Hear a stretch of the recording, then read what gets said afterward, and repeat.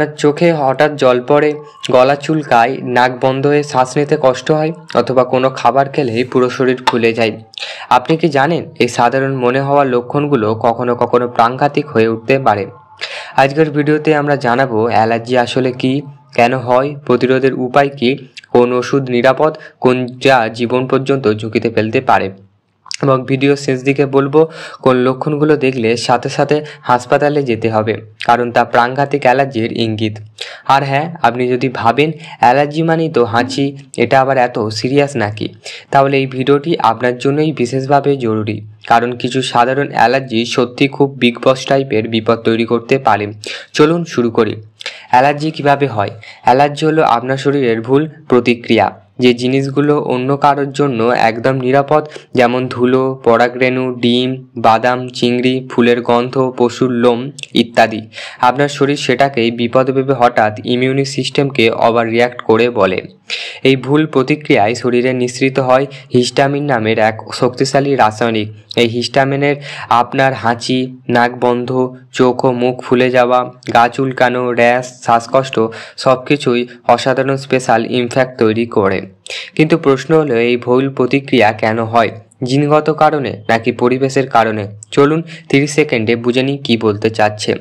জিনগত কারণ: যাদের পরিবারে অ্যালার্জি থাকে তাদের ঝুঁকি বেশি, যেমন অ্যাজমা, একজিমা, ফ্লু টাইপের অ্যালার্জি ইত্যাদি।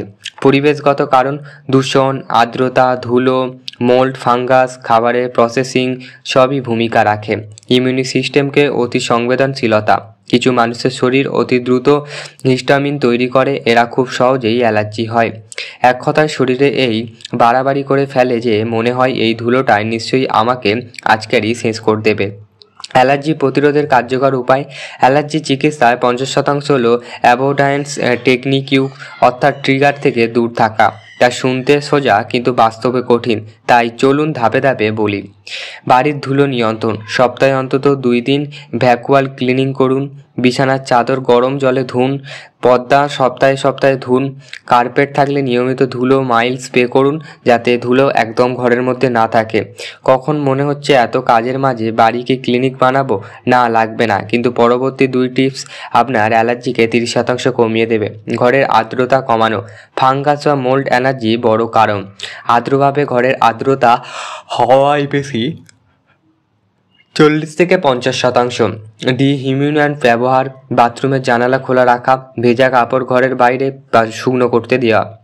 মৌসুমি অ্যালার্জি প্রতিরোধ: যাদের সিজনাল অ্যালার্জি আছে, যেমন পরাগরেণু, বাতাস থেকে বেশি কম খাওয়া, বাইরে গেলে মাস্ক পরা, বাইরে থেকে এসে মুখ হাত ধুয়ে ফেলা, পোশাক বদলে ফেলা ইত্যাদি। খাবার সংক্রান্ত সংশ্লিষ্ট অ্যালার্জি: যে খাবারের সমস্যা হয় সেগুলি একদম এড়িয়ে চলা, বিশেষ করে চিংড়ি, বাদাম, দুধ, ডিম, গ্লুটেন এগুলি সাধারণ অ্যালার্জি। হ্যাঁ জানি, চিংড়ি বাদ দিতে বললে বাংলার পরিবারে বিদ্রোহ লেগে যায়, কিন্তু অ্যালার্জি থাকলে এটি সত্যি প্রচণ্ডভাবে বিপজ্জনক।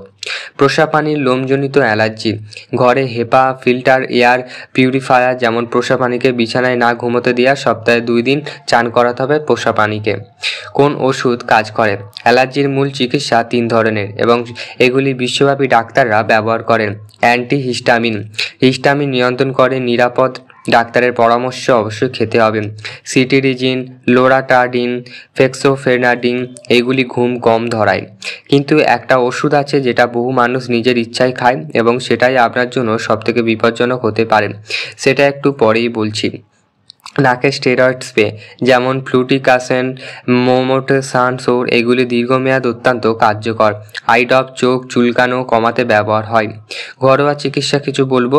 ডাক্তারের চিকিৎসার পাশাপাশি কিছু ঘরোয়া উপায় উপকার দিতে পারে। বাষ্প বা স্টিম ইনহ্যালেশন, নাক বন্ধ, সাইনাস তৎক্ষণিক আরাম দেয়।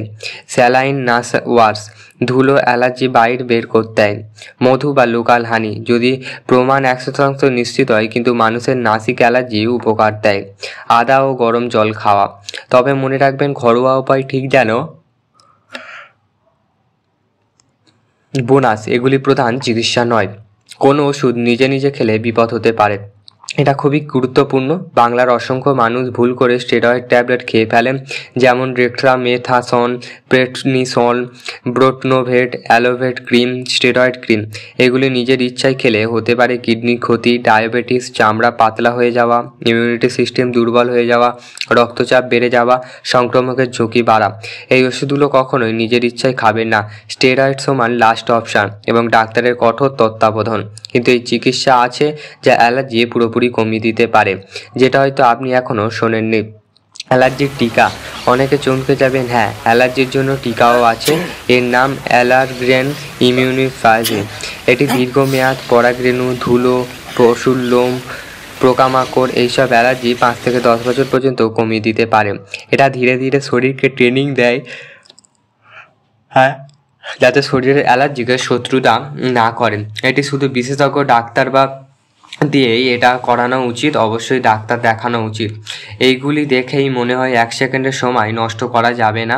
শ্বাস নিতে কষ্ট হওয়া, গলা বন্ধ হয়ে আসা, ঠোঁট বা চোখ ফুলে যাওয়া, মাথা ঘুরে পড়ে যাওয়া মতন অবস্থা, শরীর ঠান্ডা হয়ে যাওয়া, খুব কম রক্তচাপ, হঠাৎ দুর্বল হয়ে পড়া, এইগুলো হচ্ছে অ্যানাফাইলাক্সিস। এটি কয়েক মিনিটেই মৃত্যুর দিকে নিয়ে যেতে পারে। এই অবস্থায় কোনো দেরি নয়, তৎক্ষণাৎ নিকটস্থ হাসপাতাল বা জরুরি বিভাগে নিয়ে যেতে হবে। যাদের ফুড অ্যালার্জিস আছে, যেমন বাদাম বা সিড ফুড, তাদেরকে সবসময় এপিনেফ্রিন অটো ইনজেকশন সঙ্গে রাখা উচিত, তবে এটি দেশের সব এলাকায় সহজলভ্য নয়। আজকের আপনি শিখলেন অ্যালার্জি কীভাবে হয়, কীভাবে প্রতিরোধ করতে হয়, কোন ওষুধ নিরাপদ, কোনটা বিপজ্জনক, টিকা কখনো জীব না